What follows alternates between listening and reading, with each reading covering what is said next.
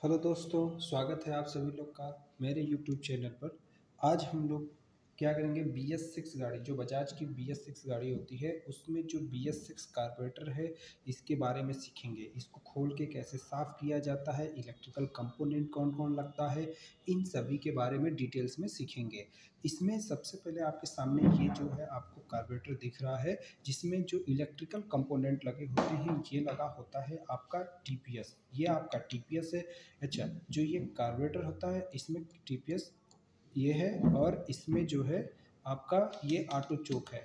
ठीक है, जो कि BS4 कार्बोरेटर में जो मैनुअल चोक आता था, बट अभी क्या है यहाँ पे ऑटो चोक आएगा। इसमें जो है एक कंपोनेंट और लगा होता है, इसको बोला जाता है एयर सोलेनाइड वाल्व। क्या बोलते हैं? Air solenoid valve. चूँकि मेरे पास जो कार्बोरेटर है इसमें एयर सोलेनाइड वाल्व का वो तार जो है टूट गया है। चूँकि आज के वीडियो में इसका काम नहीं है, केवल मैं आपको सिखाऊंगा कैसे कार्बोरेटर को क्लीन किया जाता है। आप किसी दुकान पे, अपनी शॉप पे, या फिर आप डीलरशिप में हैं तो वहाँ पे इस प्रोसेस को फॉलो करके आप जो है प्रोसेस कर सकते हैं।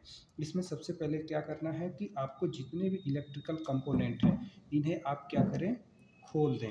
ठीक है, जैसे अभी आप मेरे साथ देख सकते हैं और बोल भी सकते हैं। ये देखिए, मैंने ऑटो चोक क्या कर दिया, इसमें खोल दिया। ठीक है,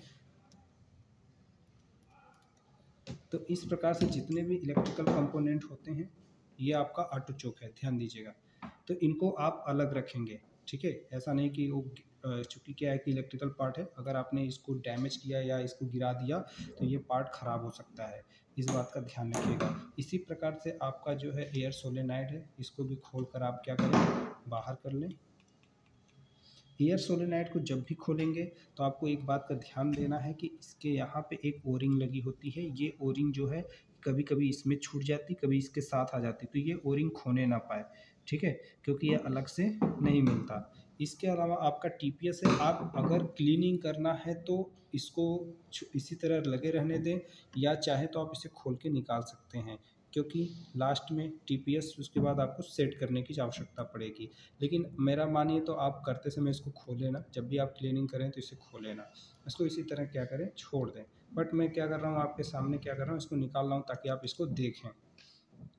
ठीक है, ये जो है आपका TPS इसका जो बाहर आ गया है, बिल्कुल यूनिक टाइप का है। ठीक है, ये तीनों जो इलेक्ट्रिकल पार्ट्स हैं मैंने आपको बाहर कर दिया है। इसके बाद जो है आप देखोगे इसमें आपका ये कवर खोलना है, ऊपर से खोल के सब कुछ आपको खोल के बाहर कर देना है।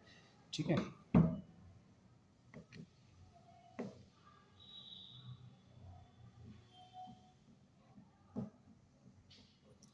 वीडियो के लास्ट तक बने रहिएगा, ये बिल्कुल ईजी है, जो हमारे मैकेनिक भाइयों को काफ़ी हेल्प करेगा। आप स्किप ना करिए, इसको फॉरवर्ड मत करिए, आराम से इसको देखिए, और देखने के बाद तय करिएगा कि कैसे जो है इसको करना है। अगर इससे रिलेटेड आपका कोई क्वेश्चंस है, ठीक है, तो आप मुझे कमेंट कर सकते हैं और कमेंट करके पूछ सकते हैं। ठीक है,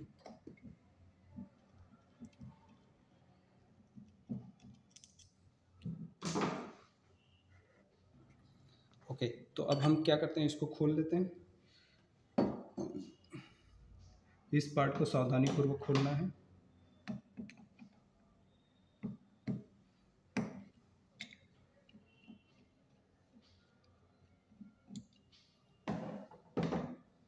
और यहाँ पे आपका ये आपका फ्लोट है, ये आपकी फ्लोट पिन है। इसे आप फ्लोट पिन को सावधानी पूर्वक निकालें, खोने ना पाए। ठीक है, ये फ्लोट पिन है, तो इसको आप बिल्कुल अलग रख दें। ठीक है, इसके बाद आपका इसमें 4 जेट लगे होते हैं। ठीक है, ध्यान रखिएगा। तो सॉरी, 3 जेट हो गए ना, तो इन तीनों जेट को आपको साफ़ करना पड़ेगा। शायद आप लोग को लगे साहब 3 जेट कहाँ होता है, ध्यान रखना, ये 3 जेट होते हैं। एक आपका पायलट जेट होता है, एक मेन जेट होता है, और एक आपका ऑटो चोक वाला भी जेट होता है। इसकी भी क्लीनिंग होती है। ठीक है, जिसको स्टार्टर सर्किट बोला जाता है। हमारे कार्बोरेटर में कुल 4 सर्किटें होती हैं, यानी पेट्रोल 4 तरीके से बहता है, जिसमें से 3 तरीके आपको दिख रहे हैं। 3 जेट है तो 3 रास्ते से बहेंगे। बाकी मेन जेट से जो है इसी से चौथा भी रास्ता इसी से होता है। जब आप इसको खींचते हैं तो स्लाइड ऊपर ऊपर उठती है तो ये चौथा रास्ता इसी से खुलता है, इस बात का ध्यान रखिएगा। इसके बाद आपको क्या करना है,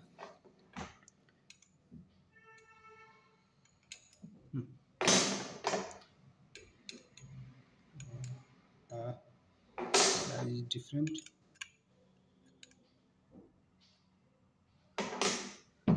लग नहीं रहा, तो हम क्या करते हैं, इसको माइनस के साथ खोल देते हैं।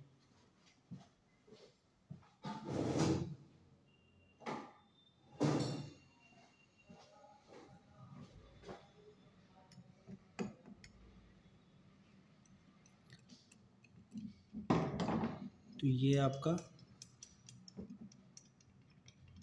मेन जेट है, इसको आप खोलेंगे, ठीक है। और इसमें देखोगे तो काफ़ी बारीक छिद्र बने होते हैं, इसको भी आपको क्लीन करना होता है, ठीक है। इसके अलावा जो है इसका कवर खोल दें,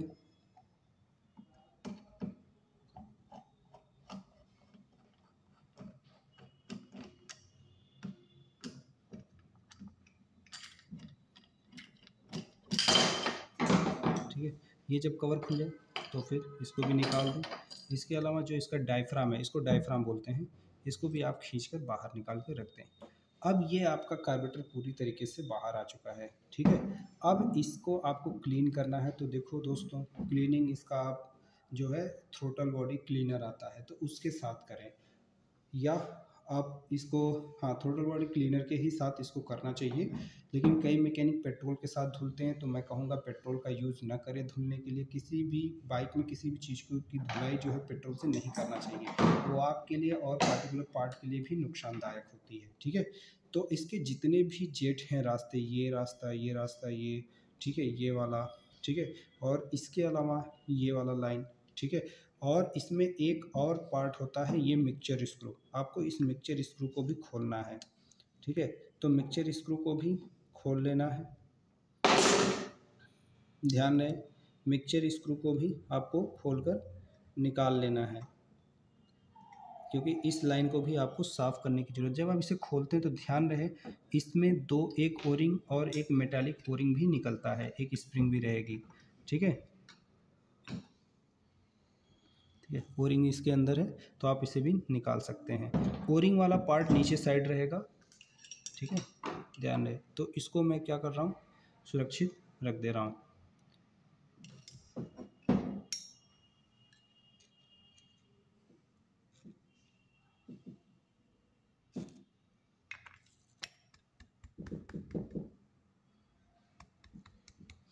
हाँ, ये देखो आपकी रबर ओरिंग आ गई। तो ये पार्ट्स हो गए इसके सारे पार्ट्स मैंने खोल दिए हैं। इसके बाद आप इस पर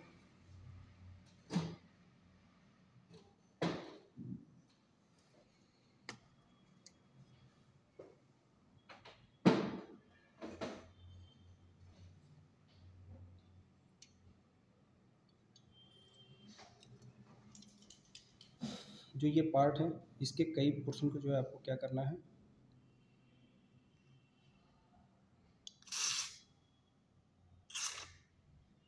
ठीक है। अभी ये क्या है कि पूरा फैल जाएगा तो फिर मैं इसको नहीं मारता, पर ध्यान रहे कि इसको जो है इसी की मदद से आपका जो ये केमिकल है, जो स्प्रे, इसकी मदद से आप क्लीन करें, या आप कोई दूसरा सॉल्वेंट लेना चाहते हैं तो आप ले सकते हैं अपने अनुसार, ठीक है। और इसको फिर उसके बाद इसको सुखा लेना है। क्या करना है, इसे सुखा लेना है। ऐसा नहीं कि बिल्कुल लगा है, भीगा है, तभी आप जो है इसको जो है बांध दिए, ऐसा नहीं करना है, क्योंकि उसके केमिकल्स होते हैं ना, वो केमिकल्स बाहर निकल जाए, ठीक है। तो इस चीज़ का ध्यान रखिएगा।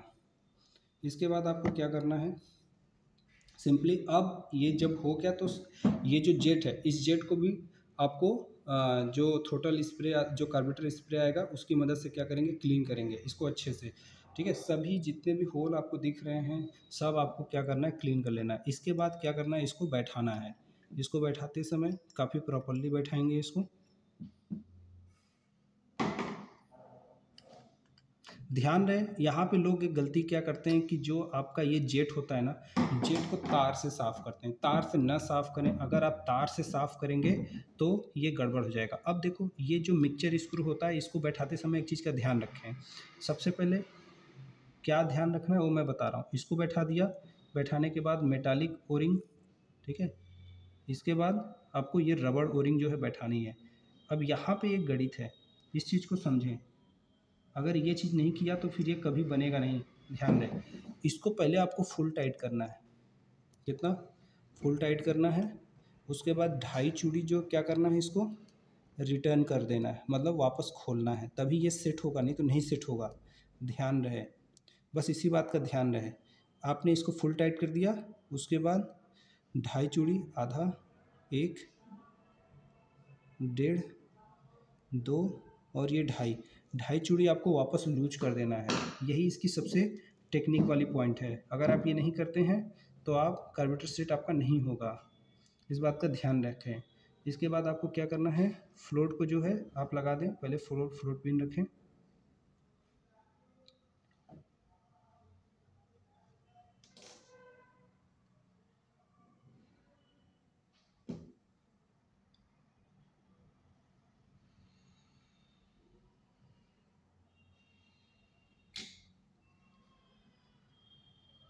ठीक है, ये लग गया। इसके बाद आप क्या करिए, इसको टाइट कर दीजिए।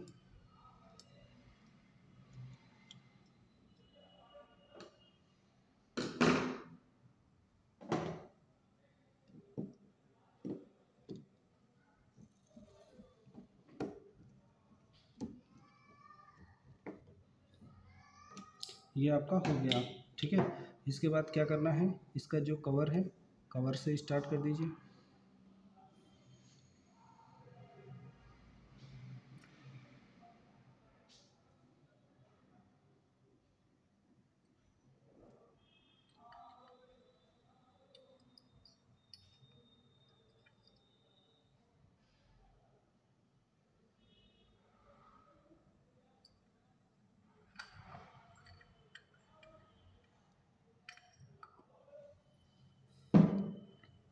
इस कवर को मैं टाइट कर दे।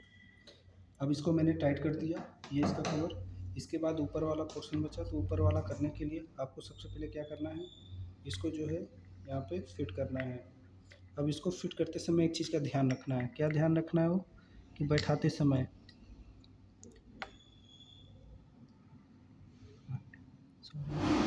ठीक है, बैठाते समय इसमें एक कट पॉइंट होता है। ठीक है, तो ये देखो, ये कट पॉइंट इस पे आके बैठना चाहिए। ध्यान रहे, यहाँ पे मार्किंग है, तो वो आपको पता चल जाएगा जैसे ही आप करोगे। इसके बाद क्या करते हैं, स्प्रिंग को डालेंगे। स्प्रिंग का कोई डायरेक्शन नहीं कि कौन किधर बैठेगा। ठीक है, आप जैसे भी बैठा सकते हैं बैठा लीजिए। इसके बाद इसको टाइट कर दें।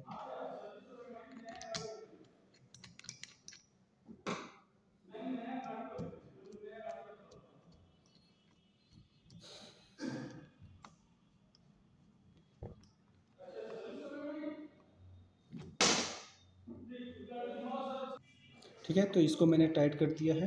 इसके बाद अब बचा इलेक्ट्रिकल पोर्शन। इलेक्ट्रिकल पार्ट को टाइट काफ़ी सावधानी पूर्वक करना चाहिए। ठीक है, तो सबसे पहले मैं इसको टाइट करता हूँ। ये एयर सोलेनाइड वाल्व है, एयर सोलेनाइड वाल्व को इसमें बैठाते हैं। ध्यान रहे कि इसमें जो है, ध्यान रहे कि ये इससे बाहर नहीं निकलता, और यहाँ पर लॉक पिन है। ठीक है, और इसमें घाट बना है, तो ये बिल्कुल प्रॉपर बैठे और ओरिंग न खोने पाए, इस बात का ध्यान रहेगा, रखना है आपको। अगर आपने इसके ओरिंग को डिस्टर्ब कर दिया है या उसका डायरेक्शन चेंज कर दिया है तो आपका ये प्रॉब्लम क्रिएट करेगा।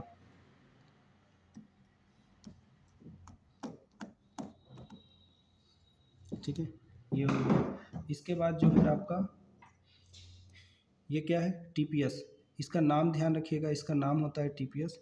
इसे हमें, इसमें भी एक ओरिंग लगी होती है, तो इसको जो है इस तरीके से टाइट करना होता है। ठीक है, सॉरी।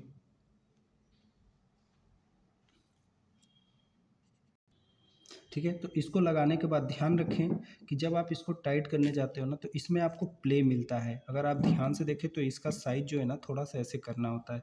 आरपीएम सेट करते समय इसको आपको सेट करना होता है। मैं ये सेटिंग भी आपको बताऊंगा। ठीक है, आरपीएम कैसे सेट करते हैं। आरपीएम सेट करते समय सबसे पहले गाड़ी को गर्म कर लेना, किसी भी तरीके से, किसी भी तरीके का मतलब चलाकर, क्योंकि अगर आपने इसको खोला है तो आपका आरपीएम स्टेबल नहीं रहेगा। तो आपको इसको लूज करके ना, लूज करने के बाद आपका क्या होता है कि इसको हमें थोड़ा सा ऐसे इसको घुमा के इस तरीके से हल्का सा बहुत धीरे धीरे करना है और इसका आरपीएम 1400 आरपीएम के करीब सेट करना है, जो आप घड़ी में वहाँ ऊपर डिस्प्ले में भी चेक कर सकते हो, या अगर आपके पास बॉस टूल है तो बॉस टूल में चेक कर लीजिए, तो वहाँ पे इसका आरपीएम आता है। इसका सेटिंग करने के बाद आपका एयर सोलेनाइड वाल्व होता है, ठीक है। इसकी सेटिंग होती है जब अगर गाड़ी आपका गाड़ी गर्म हो जाए और आरपीएम जो है 1400 के करीब हो जाए और गाड़ी स्टेबल नहीं है, तो उस कंडीशन में ना तो आपको ये क्या करना है, मिक्सचर स्क्रू से इसको सेट करना है, ये मिक्सचर स्क्रू से। अच्छा, आपने 2.5 चूड़ी डाउन किया था ना, 2.5 से बस थोड़ा सा ऐसे से करना, कभी भी ज़्यादा मत करना, नहीं तो ये कभी सेट नहीं कर पाएंगे, ठीक है। इस चीज़ का ध्यान रखना है। इसके बाद बचा आपका ऑटो चोक, तो ऑटो चोक को भी आप बैठा दें, बस इतना ही है आपका।